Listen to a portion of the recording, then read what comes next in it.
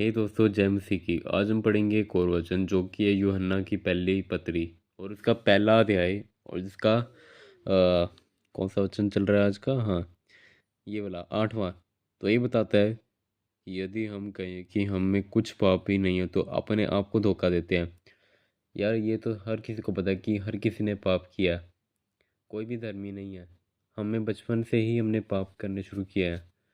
यदि हमने कहें कि हमने कुछ भी पाप नहीं किया तो हम अपने आप को धोखा देते हैं, मतलब हम अपने आप को झूठ साबित करते हैं।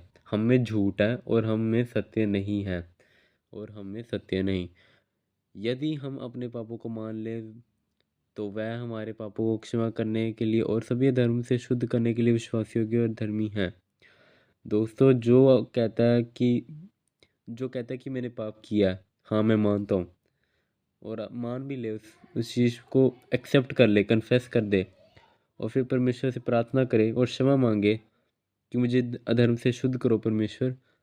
तो जो यहोवा परमेश्वर है वो इतने विश्वास योग्य और धर्मी है कि वो हमें शुद्ध कर देंगे इन जीसस क्राइस्ट नेम। यदि हम कहें कि हमने पाप नहीं किया तो उसे झूठा ठहराते हैं और उसका वचन हम में नहीं है। अब हम कहते हैं कि हमें घमंड है कि हम कहते हैं कि हमने तो कुछ किया ही नहीं, हम तो पापी हैं ही नहीं, हमने तो बहुत अच्छे पुण्य किए, हमने काम किए हैं, हम कैसे बुरे हो सकते हैं। तो उस बात में हम ना परमेश्वर को फिर झूठा कहरा रहे हैं। हम परमेश्वर को झूठा ठहराते हैं इस बात में, और अपने आप को भी झूठा ठहराते हैं इस और उसका और परमेश्वर का वचन हमें नहीं है। परमेश्वर ने नहीं सिखाया।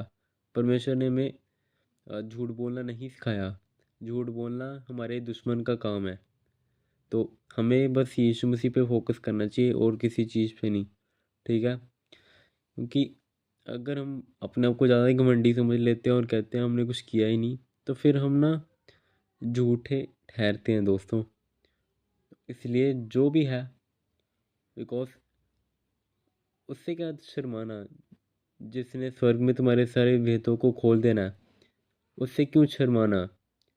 माफ़ी मांग लो इसी धरती में रह के। अगर तुम्हें ज़्यादा घमंड है, वैसे भी स्वर्ग में खुलना ही है, वैसे भी जजमेंट होनी है तुम्हारी। फिर तुम्हारा हिसाब किताब लिखा जाएगा, तुम्हारा न्याय होगा, उस दिन सब कुछ पता लग जाएगा। तुम क्या सोचते हो अपने आप को कि तुमने कुछ नहीं किया? ऊपर वाला देख रहा है भाई आप सभी को।